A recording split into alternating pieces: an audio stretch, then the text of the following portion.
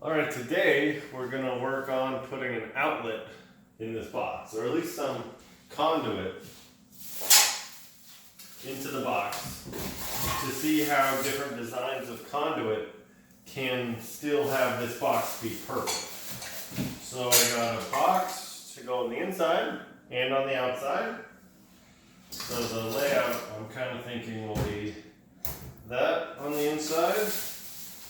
And then I'll have one of these that go through the wall. And either that or something like this. And have that go through the wall to something like this. And then the wall would be right here.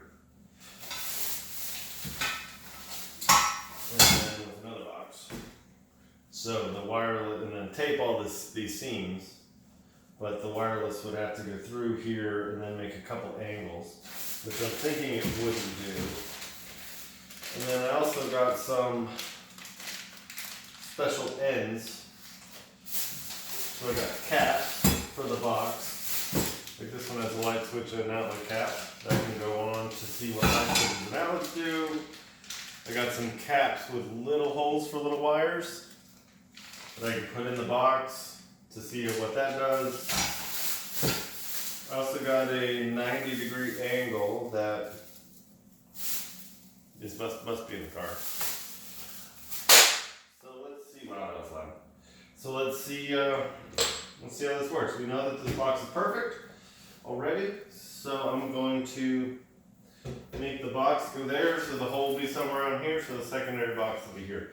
And the idea again is to be able to feed a wire through this mess and multiple wires and contain the wireless on the inside of the box. So if there's an instance where we have to have something that has wireless, like a new Roku box or a computer or something, then we can have a perfect box and still be able to feed wires through it.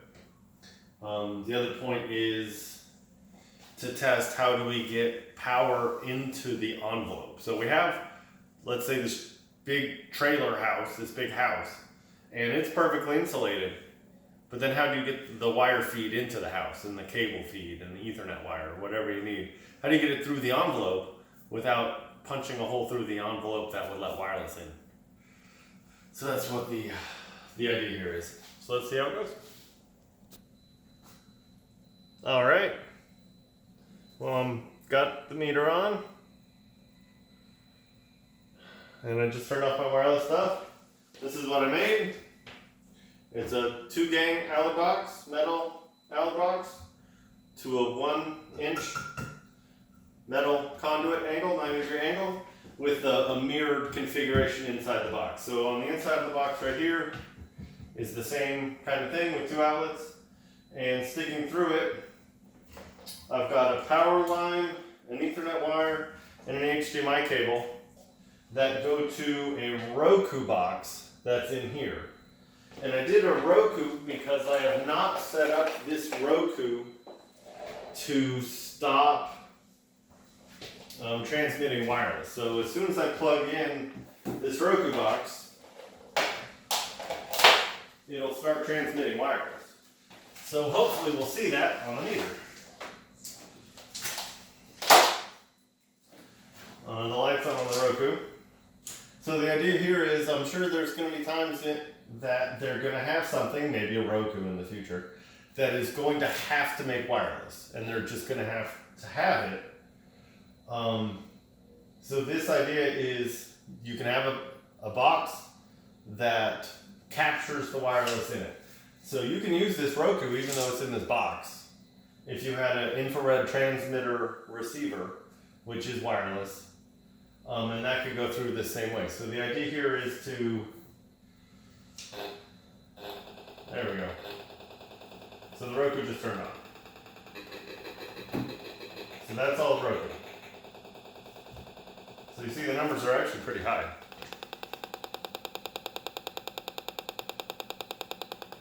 And that's here, that's 500 here. But over here, it's 30,000, 37,000, 44, 61, 80, 82, 64, 86, 87 with an average around 100. So it's making a lot of wireless. Focus on it. There we go. So that's a pretty low average here. But over here, it spikes up to 100. So I don't think I'm going to put the remotes in the box anymore. Because why? And the idea is to then seal the box and see how much wireless comes through this. So on the inside, it's capped with a metal cap and rubber grommet, and then copper taped around it. So I'm going to do the same out here. Then the only way the wireless can come out is two 90-degree angles into this box. So then I'm going to try and kind of seal this box up on the outside. Maybe put a cover on it. Just see what things I can do on the inside and the outside to stop the wireless from coming through. So we'll see. Alright, I just taped around the seam just like I did yesterday. And I haven't even turned the meter on yet, so let's see. Oh, you can definitely hear it.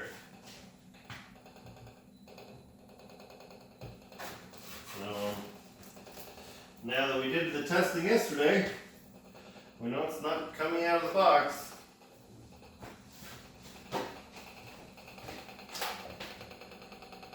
So it's coming out of these. Going through these holes. So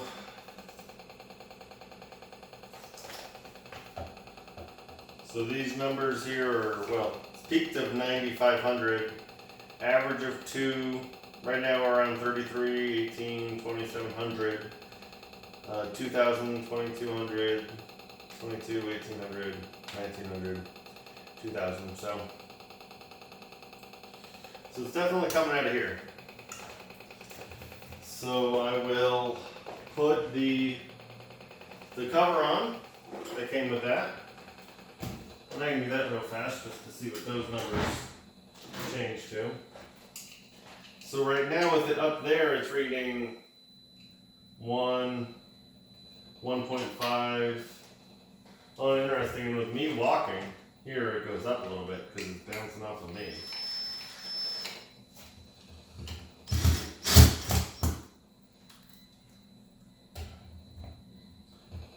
So this is a metal cover on a metal box, but it's got a rubber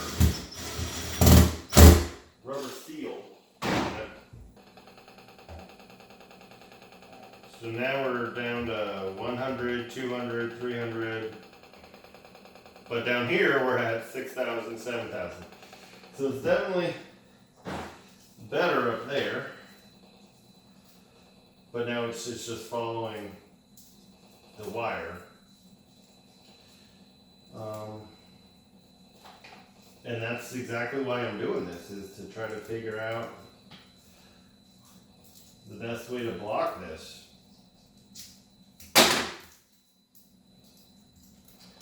So I'll seal up this rubberized seal. These are actually quite nice to seal around because the cap is big enough to where just putting it around, not even folding it, will seal it. So this is all just come through the hole. So I've got a cap,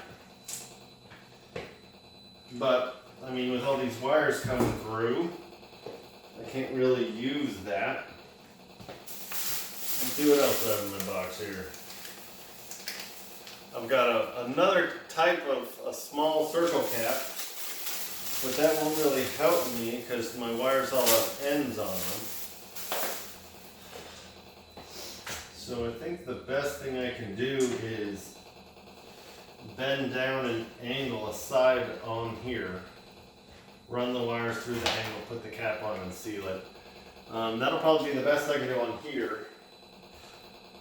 and then I'll think of other ideas to do up here. Maybe take off this box and have a long 90, maybe just a couple more of these to give crazy angles. Other ideas to stuff into here, because everything's got to go through this, and this gives me room to maybe stuff some steel wool in, or rubber. I have to play with it. So I'll pause it, stick that, bend that, stick the cap on, and then I'll come back to you. So right now, coming out of that is, I got a spike of 28,000. So it's an average around 10, 6,000, 7,000, 8,000, 6,000, 1,000. So we'll see. See you in a minute.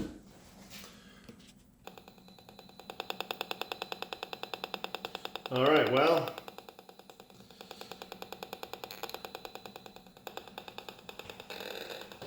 closed up the hole, taped around the seams, then even taped down the wires a little bit. 1,000, 800, 600, 1,100, 4,000, 4,000, 2,000, 1,000, 8,000, 12,000, 10,000, 28,000, 9,000, 2,000. So, definitely need to do something up here to stop it from running down the wires. Like around the outside of the wires. But I don't know exactly how much is running through the wires, because these aren't shielded. The HDMI cable is shielded, but the other two aren't. But I mean, out here I'm at 6, 9, 3, 1. So it's all about what's coming out of there. And that's what I figured the challenge would be, is how to stop the wireless from penetrating through the one opening.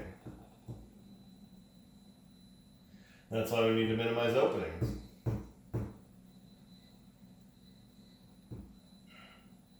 Even things like plumbing, where the water comes in, it might be best to do a copper pipe for quite a while,